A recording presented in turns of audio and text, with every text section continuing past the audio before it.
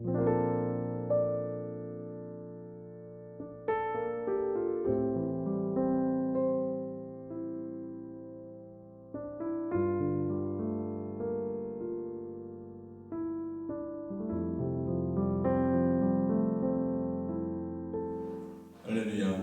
4월 9일 금요일 아침 예배입니다. 기도하시겠습니다. 사랑의 주님 감사합니다. 오늘 이 아침에도 우리를 말씀으로 시작할 수 있도록 하나님 기회 주시네, 또한 은혜 주시네, 참으로 감사합니다. 하나님, 오늘 말씀을 통해서 우리가 더욱더 주님 말씀 안에 거하는 온전한 성도의 삶이 될 수 있도록 인도하여 주옵소서. 또한 그 말씀을 우리가 순종함으로 인해서 말씀의 그 권능이 우리의 삶 가운데 임하게 하여 주옵소서. 예수님의 이름으로 기도드립니다. 아멘. 오늘 우리에게 주신 하나님의 말씀은 사도행전 21장 37절에서 22장 11절 말씀입니다. 바울을 데리고 영내로 들어가려 할 그때 바울이 천부장에게 이르되 내가 당신에게 말할 수 있느냐? 이르되 네가 헬라 말을 아느냐? 그러면 네가 이전에 소요를 일으켜 자객 4,000명을 거느리고 광야로 가던 애굽인이 아니냐? 바울이 이르되 나는 유대인이라 소읍이 아닌 길리기아 다소의 시민이니 청하건대 백성에게 말하기를 허락하라 하니 천부장이 허락하거늘 바울이 층대 위에 서서 백성에게 손짓하여 매우 조용히 한 후에 히브리 말로 말하니라. 부형들아, 내가 지금 여러분 앞에서 변명하는 말을 들으라. 그들이 그가 히브리 말로 말함을 듣고 더욱 조용한지라. 이어 이르되 나는 유대인으로 길리기아 다소에서 났고 이 성에서 자라 가말리엘의 문화에서 우리 조상들의 율법에 엄한 교훈을 받았고 오늘 너희 모든 사람처럼 하나님께 대하여 열심히 있는 자라. 내가 이 돌을 박해하여 사람을 죽이기까지 하고 남녀를 결박하여 옥에 넘겼노니 이에 대제사장과 모든 장로들이 내 증인이라. 또 내가 그들에게서 다메섹 형제들에게 가는 공문을 받아가지고 거기 있는 자들도 결박하여 예루살렘으로 끌어다가 형벌받게 하려고 가던 중에 다메섹에 가까이 갔을 때 오전쯤 되어 호련히 하늘로부터 큰 빛이 나를 둘러비추네. 내가 땅에 엎드려져 들으니 소리 있어 이르되 사울아 사울아 내가 왜 나를 박해하느냐 하시거늘 내가 대답하되 주님 누구시냐이까 하니 이르시되 나는 네가 박해하는 나사렛 예수라 하시더라. 나와 함께 있는 사람들이 빛은 보면서도 나에게 말씀하시는 이의 소리는 듣지 못하더라. 내가 이르되 주님 무엇을 하리이까? 주께서 이르시되 일어나 다메섹으로 들어가라. 내가 해야 할 모든 것을 거기서 누가 이르리라 하시거늘 나는 그 빛의 광채로 말미암아 볼 수 없게 되었으므로 나와 함께 있는 사람들의 손에 끌려 다메섹에 들어가노라. 아멘. 바울은 자신을 죽이려고 하는 그 유대인들 앞에서 자신의 삶 가운데 있었던 그 하나님의 증거들을 그들 가운데 선포합니다. 바울은 그 유대인들의 마음을 열기 위해서 히브리어를 사용하죠. 유대인들이 쓰는 히브리어. 그리고 유대인들에게서 가장 존경받는 그 랍비 가말리엘이라고 하는 사람이 있었는데 그 가말리엘의 문화에서 자신이 엄격한 율법 교육을 받았다라고 말문을 엽니다. 하나님에 대해서 열심히 그 그리스도인들을 핍박했고 또 그리스도인들을 결박하기 위해서 다메섹으로 가던 중에 그가 부활하신 예수님을 만났다라고 증언합니다. 그리고 자신이 박해했던 예수님께서 사망의 권세를 깨뜨리고 부활하신 하나님의 아들이며 또한 메시아라고 그는 당당하게 또 담대히 고백합니다. 바울은 자신을 죽이려고 하는 그 유대인들을 향해서 부형들, 즉 동포 여러분, 이라는 뜻으로 친근하게 그들을 부르면서 그리고 그들에게 복음을 증거합니다. 여러분, 어떻게 이것이 가능할까요? 자신을 향하여서 자신을 죽이려고 하는 사람들 앞에서 어떻게 담대히 예수님을 증거할 수 있을까? 그렇게 가능할 수밖에 없는 이유, 그것은 그가 예수님을 만났기 때문입니다. 예수님을 만난 그 만남을 통해서 그는 예수님을 증거할 수밖에 없는 그런 담대함이 그의 마음 가운데 생긴 것인데, 어떻게 그것이 가능한가? 고린도후서 4장 5절에서 6절 말씀을 보면 이렇게 기록이 되어 있습니다. 우리는 우리를 전파하는 것이 아니라 오직 그리스도 예수의 주 되신 것과 또 예수를 위하여 우리가 너희의 종 된 것을 전파합니다. 어두운 데서 빛이 있으라, 빛이 비치라 말씀하셨던 그 하나님께서 예수 그리스도의 얼굴에 있는 하나님의 영광을 아는 빛을 우리 마음 가운데 비추셨느니라. 아멘.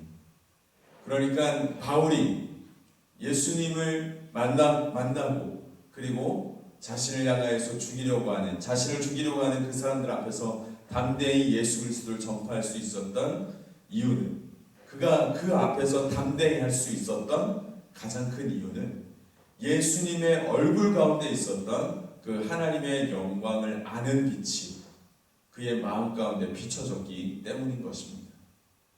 이 고린도후서 말씀 가운데 고백되어지는 그 성경의 기록을 보면 바울이 사람들 앞에서 이렇게 복음을 증거하고 담대하게 복음을 증거하는 그것은 자기 자신을 드러내는 것이 아니라, 자기 자신을 표현하고 증언하는 것이 아니라 우리의 주 되신 예수님께서 우리의 주 되신 것을 선포하는 것이고, 그리고 예수님을 위해서 오히려 자신이 너희들의 종이 되었다 라고 표현하면서 오로지 이렇게 내가 증언하는 것은 하나님의 공로고 하나님의 정의고 나의 공로와 나의 의는 없다 라고 이야기하면서 오로지 하나님만 높여드리는 것을 우리가 보게 되는 것이죠.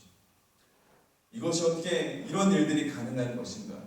그것은 그가 예수님을 만나고 나서 예수님의 얼굴에 있었던 하나님의 영광을 아는 빛이 예수님의 얼굴을 보면서 그가 그대로 얼굴 가운데, 그리고 그 빛이 그대로 그의 마음 가운데 들어왔기 때문인 것이죠.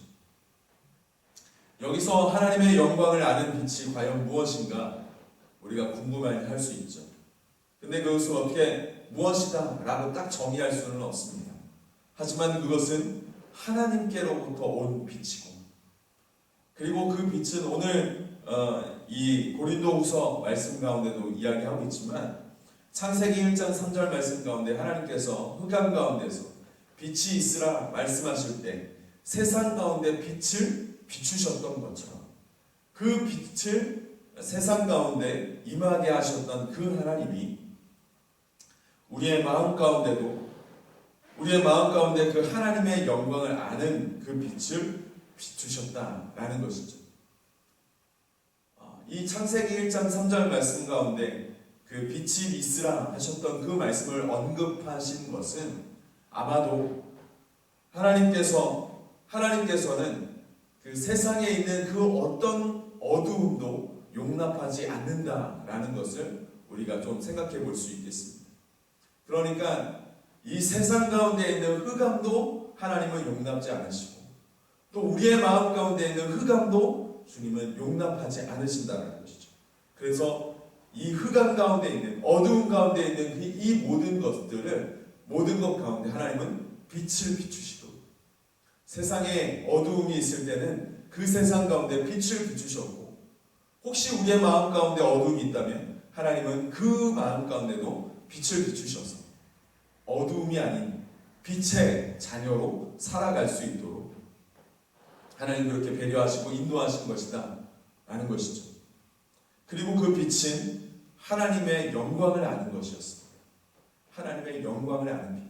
그렇기 때문에 그 빛이 우리의 마음 가운데, 그 빛이 어떤 사람들 마음 가운데 비춰지기 시작하면 하나님의 영광을 드러내기 시작하는 것이죠. 그의 입술로, 그의 삶으로 하나님의 영광을 드러내는 것입니다. 하나님의 영광이 드러나고 또 하나님의 영광을 비추는 그런 놀라운 빛인 것이죠. 그렇게 그 마음 가운데 그 빛이, 이 빛이 비춰지기 시작하면 우리는 그 빛을 통해서 하나님을 경험하게 되는 것입니다. 하나님의 영광을 아는 빛이기에 그 빛이 우리의 마음 가운데 비춰지면 우리가 자연스럽게 하나님에 대해서 알게 되고 하나님의 영광의 깊이와 그 크기에 대해서 우리가 깨닫게 되어지고 그리고 온종일 우리가 하나님에 대해서 말하게 됩니다. 또 우리의 생각과 우리의 마음 가운데 주님을 깊이 묵상하게 되어지는 것이죠. 여러분, 우리가 하나님을 알아가는 것, 하나님을 경험하는 것, 그것은 우리가 할 수 있는 일이 아닙니다. 우리의 노력으로 우리가 뭔가를 이루어서 되는 것이 아닙니다. 하나님의 영광의 빛이 우리의 마음 가운데 비춰집니다. 하나님의 영광을 아는 빛이 우리의 마음 가운데 비춰지면 우리는 자연스럽게 하나님에 대해서 알게 됩니다. 그래서 우리가 그 마음 가운데 비춰질 때 우리의 삶의 변화가 일어나기 시작합니다.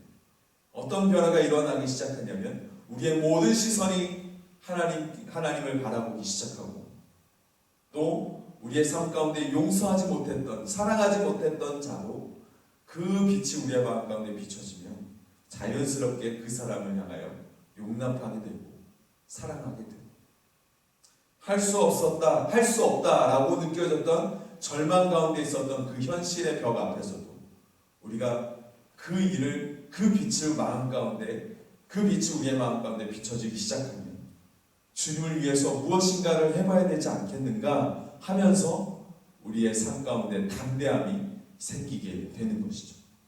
우리의 삶 가운데 이런 놀라운 변화, 놀라운 삶의 변화가 일어나는 것은 우리의 노력으로 되어지는 것이 아니라 우리의 공로로, 우리의 의로 이 모든 것이 이루어지는 것이 아니라 오직 하나님의 공로로, 오직 하나님의 의로 하나님께서 우리의 삶 가운데 일하심으로 그것이 가능케 되어지는 것이죠. 그렇게 바울은 자신을 죽이려고 하는 유대인들 앞에서 담대히 복음을 증거할 수 있었던 것입니다. 여러분, 이 놀라운 삶의 경험들이 오늘을 살아가는 우리의 삶 가운데 동일하게 실현되어야 될 줄 믿습니다. 그렇게 오늘 이 시간 여러분들 기도하십시오. 이렇게 기도하십시오. 하나님의 영광을 아는 빛이 하나님 우리 마음 가운데도 비춰지게 하여 주옵소서. 그 빛이 바울의 마음 가운데 비춰졌듯이 우리의 마음 가운데도 동일하게 비춰주게 하여 주옵소서. 주님, 바울이 주님의 얼굴을 보면서 그 빛이 마음 가운데 비춰졌다라고 고백했는데 그렇다면 주님, 오늘 우리의 삶 가운데 주님의 얼굴을 보게 하여 주옵소서. 우리도 동일하게 주님의 얼굴을 보면서 그 주님의 얼굴 가운데 있었던 그 빛이 우리의 마음 가운데 비춰지게 하여 주옵소서. 우리가 그렇게 기도해야 되지 않을까요? 여러분, 이런 기도를 주님 앞에 올려드림으로 인해서 오늘도 살아서 역사하시는 하나님, 그 하나님을 계속해서 우리가 경험하는 그런 온전한 성도가 되어지기를 주님의 이름으로 축복합니다. 더욱더 주님을 알아가고 더욱더 주님을 경험하는 그런 삶으로 오늘을 살아가기를 다시 한 번 더 주님의 이름으로 축복합니다. 그런 삶을 살아가시기를 부탁드립니다. 기도하시겠습니다. 사랑해 주님, 감사합니다. 오늘 말씀을 통해서 우리가 다시 한번 주님을 경험하는 하나님, 그런 도전 또한 그런 의식을 갖게 하여 주심에 참으로 감사합니다. 하나님, 주님의 얼굴 가운데 비춰 있었던 그 하나님의 영광을 아는 그 빛이 하나님, 주님을 만남으로 인해서 그 빛이 그대로 그 마음 가운데 들어온 것처럼 하나님, 오늘도 오늘을 살아가는 우리의 삶 가운데도 동일하게 그 빛이 우리의 마음 가운데 비춰질 수 있도록 주님 우리를 만나 주시옵소서. 우리와 함께하여 주옵소서. 우리가 주님의 얼굴을 볼 수 있도록 주님 역사하여 주옵소서.